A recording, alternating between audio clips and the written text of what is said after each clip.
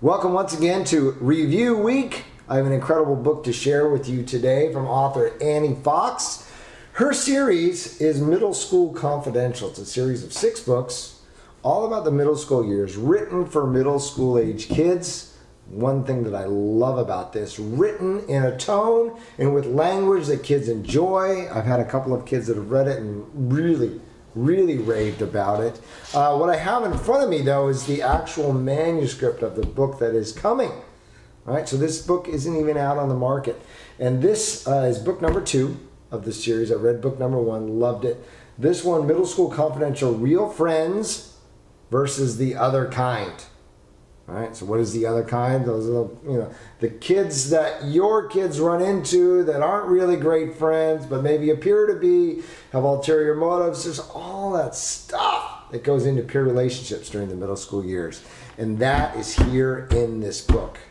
Okay? This isn't a complete manuscript, but just to get a sense. So I want to share a little bit of this with you because it's written in a little bit of a different style. It has some illustration that helps to break up some of the great ideas that Annie shares. And Annie, of course, incredible background in the middle school and teenage years. You can go to her website, anniefox.com, find out more about Annie. But I want to share some things with you from the book. Love this. There are sections in the book, and this one is called What Would a Real Friend Do? So it's a couple of like real life scenarios here. These are things that really happen to kids during the middle school years. So number 1, you and your friend are arguing about something when you accidentally let a mean comment slip out. And then it gives you 4 choices. What would you do in this situation? So as much as I've talked about role play in the past on the show, this is what I was talking about, and Annie brings it to life in the book. So kids can be sitting here reading the book, kind of working through these situations, thinking about different ways of handling the situation. And that's what kids really need. They need some ideas, some things to be able to work through so that when they get into the situation, and it's every day, all the time with the peer relationships, they're always on, they're always being asked to respond, react to these situations. This gives them some of the tools to be able to do that. So situations, scenarios, kind of role play, it's all woven into the book. I love that part of it. Let's see, what do we have? When it's not working, another section.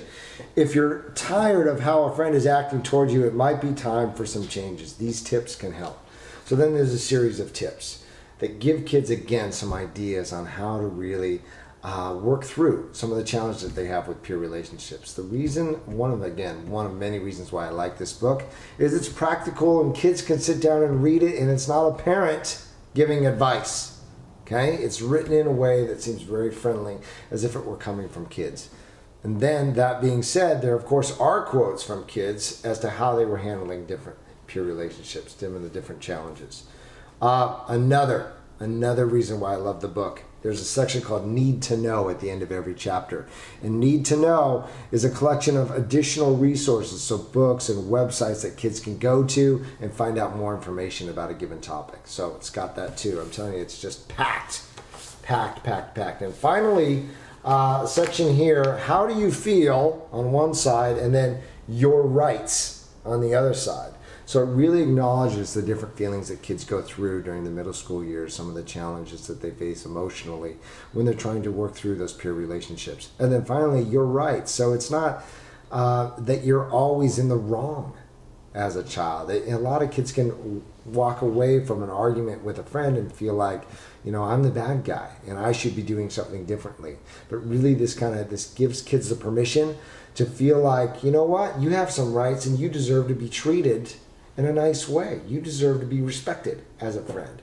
And so I think it's really easy because of the peer pressure and wanting to belong to a certain social group that kids can often kind of start to feel guilty about the way that they're treating people, even when they are the nicer person, even when they are acting in a respectful way. It's as the kids are treating them, trying to make them feel as though they don't deserve to be treated in a nice way. So I love the fact that it has some of those things that acknowledge kids' feelings and give them the ability to really have a sense of self-respect about them. So there's a lot to love about this book.